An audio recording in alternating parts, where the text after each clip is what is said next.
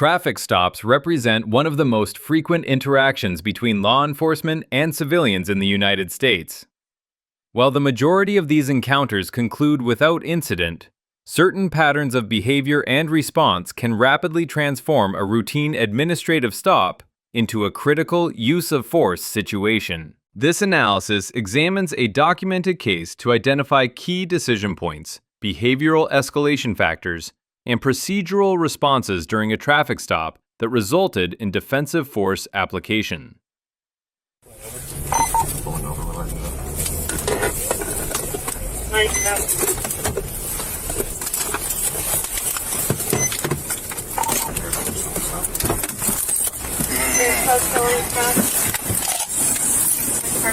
Driver! Step out of the vehicle. Outside your window. Hands up. You're getting pulled over. Step out of the vehicle. Step out of the vehicle. You're getting pulled over. You're getting pulled over. Step out of the vehicle. Step out of the vehicle. You're getting pulled over. We'll talk about that here in a second. Step out with your hands up. What? I'm understanding. You're getting pulled over. This is a traffic stop. Step out with your hands up. The driver did not immediately comply with exit commands. This created a prolonged period where officers could not visually assess the driver's actions or confirm whether a threat existed inside the vehicle. In traffic stop protocols, this extended uncertainty is a documented risk factor. Officers requested additional units and continued issuing clear, repeated directives. The duration of non-compliance, over 1 minute, exceeds typical response times and escalates officer concern about potential threat indicators.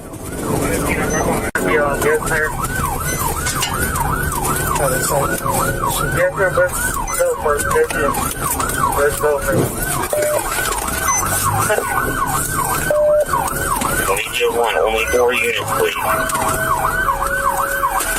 The air. Step out of the car! Step out of the car! Put the gun down! Put the gun down! Put the gun down! Put the gun down! Put the gun down! Put the gun down! Put the gun down! Put the gun down! Put the gun down! Put the gun down! It's not worth it! It's not worth it! Drop it! Hey, don't do it! Drop the gun! It's not worth it, brother! It's not worth it! It's not worth it! Walk this way! Hey, Graf, kill the sirens for me. Brother, we'll talk about that later. Hey, for now, put the gun down and walk this way. Put the guns down and walk this way, brother. It's not worth it. Let's talk about it here in a minute. Just come over here with your hands up. Just come over here with your hands up, brother. It's not worth it. We'll talk about it in a second. Just walk over here with your hands up. Put your hands up, brother. Walk this way. All those units over there, you're all in crossfire. Stop. Drop it. Stop. Drop the weapon. Hey, drop it, bro. Hey, it's not worth it, brother. It's not worth it. I want to shoot you. We don't want to shoot you. It's not worth it, brother. It's not worth it, brother. Drop the weapon. Brother, it's not worth your life. Bro, you're young. It's not worth your life.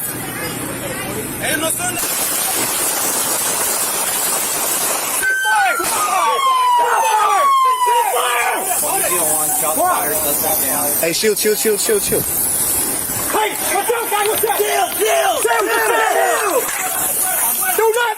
Following the use of defensive force, officers immediately transition to medical response protocols. This shift is both a legal requirement and departmental policy in virtually all U.S. law enforcement agencies.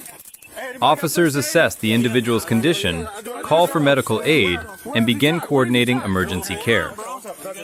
Under established case law, failure to provide timely medical assistance can constitute constitutional violation, making this response phase legally significant. They got someone on the hip. You already been for HFD? Drop the weapon. Not worth it. I want to shoot you. You're at the end of the road. Go back. It's not worth it, brother. It's not worth it, brother. Drop the weapon. Brother, it's not worth your life. Bro, you're young. It's not worth your life. Hey, ceasefire! Ceasefire! Stop fire! 20 GL1, shots fired, suspect down. Hey, watch out! Watch out! Do not fucking cuff him. First aid. Cuff him and first aid. Gonna go next to be out there, please. One male, not three. Let's look at someone. We do not want to shoot you. It's not worth it, brother. It's not worth it, brother. Drop the weapon. Brother, it's not worth your life. Bro, you're young. It's not worth your life. Officers locate areas of concern and coordinate systematic medical assessment. The process involves accessing affected areas to evaluate severity, monitoring vital signs including respiratory status, and maintaining scene security while providing care. This documentation becomes part of the investigative record and use of force review. The quality and timeliness of post-incident medical care is evaluated during both internal and external investigations. Yeah, I got it.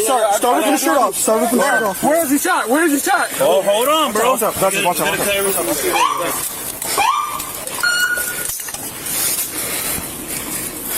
Alright, so we got 1, 2, 3. We do not want to shoot you. It's not worth it, brother. It's not worth it, brother. Drop the weapon. Brother, it's not worth your life. Bro, you're young. It's not worth your life.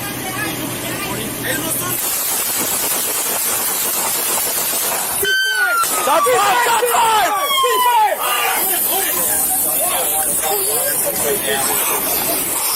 Hey, watch out, guy! Watch out! Jill! Do not cuff him. Hey, bro. First aid. God. Gonna go next to me out here. One male, not three. There you go.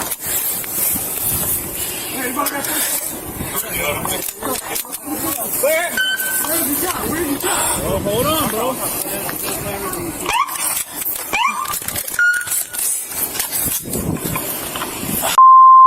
What we got?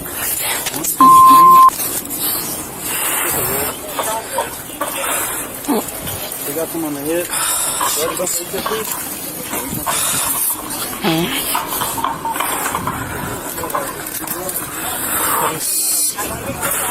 another project I'm reading. Bro. Drop Drop the weapon. It's not worth your life. Bro, you're young. It's not worth it.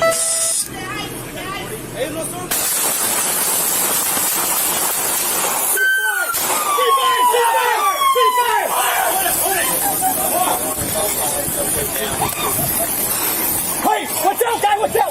Jill!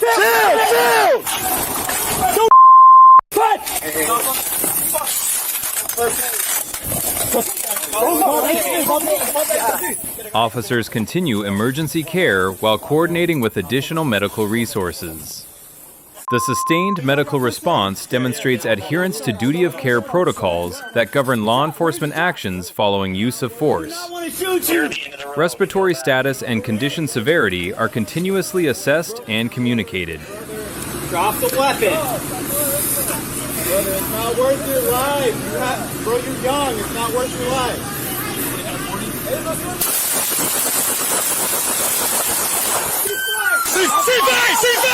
Ceasefire! One shot fired, suspect down. Hey, watch out, guy! Watch out! Shield! The shield! No, not! First aid, guy. Oh, no. Gonna go next to me out here, please. To go. One male, he's not breathing. Multiple gunshot wound. Hey, got first aid? Yeah. Clear!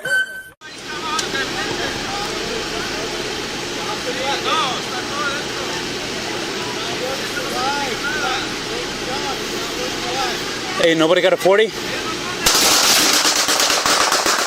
Use of defensive force by law enforcement is governed by the Supreme Court's Graham versus Connor standard, which requires objective reasonableness based on the totality of circumstances at the moment force was applied.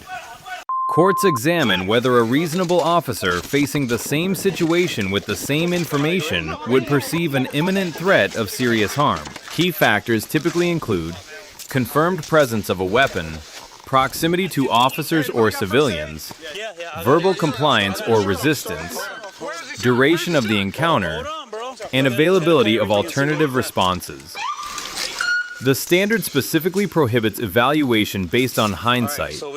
Review must be based only on what was known at the time. This case demonstrates several documented patterns in traffic stop escalations. First, extended non-compliance created uncertainty and prevented visual confirmation of threat status. Second, the presence of a weapon fundamentally altered the risk assessment and available response options. Third, officers attempted verbal de-escalation for approximately 90 seconds despite the confirmed weapon, reflecting modern crisis intervention training. Fourth, the transition to defensive force followed a specific command, suggesting a perceivable action or movement triggered the decision. Finally, immediate medical response followed established post-incident protocols required by policy and constitutional standards.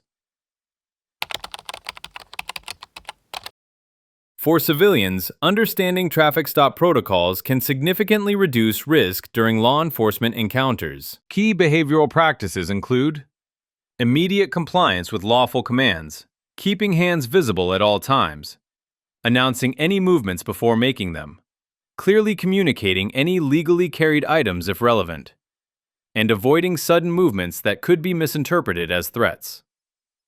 These practices do not guarantee specific outcomes, but are documented to reduce uncertainty and risk escalation. For law enforcement, this case will undergo investigation examining training adherence, policy compliance, reasonableness of force, adequacy of de-escalation attempts, and post-incident care protocols.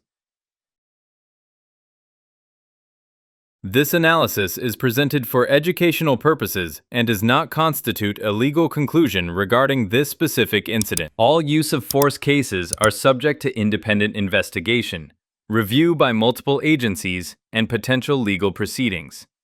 Outcomes and determinations are made by qualified investigators and legal authorities, not documentary analysis.